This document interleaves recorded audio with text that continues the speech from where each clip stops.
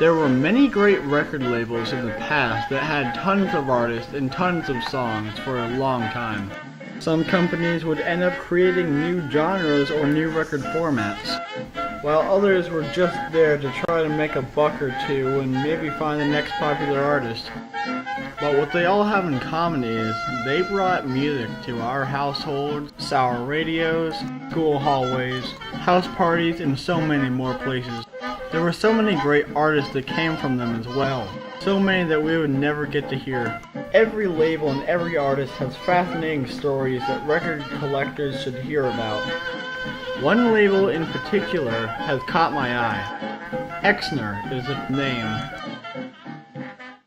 But to talk about the label, we need to go back to the very beginning. Let's go back to Seattle, Washington in September of 1944.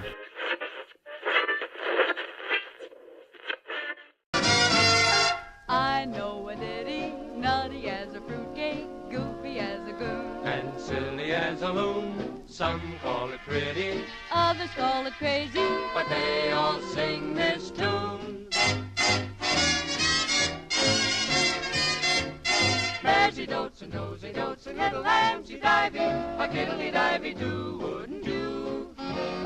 There she dotes and dozy dotes and little lambs. A radiologist named Frederick B. Exner had a medical practice in Seattle, but in addition to his practice, he loved jazz music. He loved many jazz bands from the time too.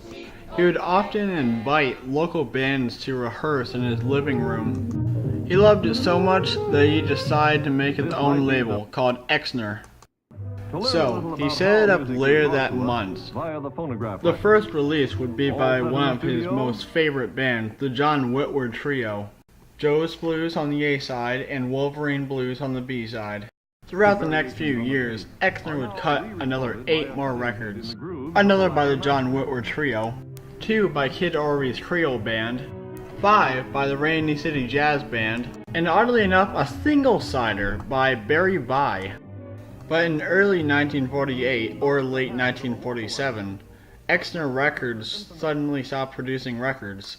Actually, the entire company was closed down.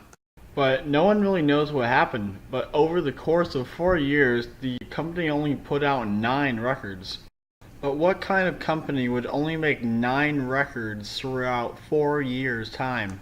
Over the last few weeks, I've been searching the internet vigorously to try to find out what actually happened or any information. Well, all I actually found was just what I've just told you. But I'm not just gonna let it hang there. I actually have some theories. First theory, Linden Records. It was a big competitor made out of the same town. It also produced many more records than they did in 4 years alone. Linden Records is also a fascinating story. I might do a video on them later. Second theory, Exner probably ran out of money or time to do records since he couldn't find another band, or because of his small medical practice.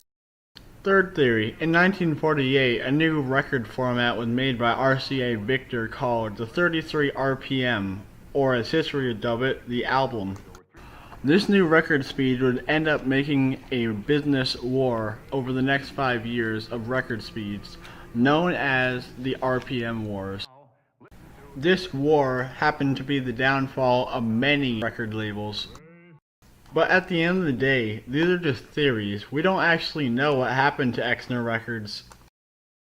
If you know anything about Exner Records that I don't, please tell me in the comments down below.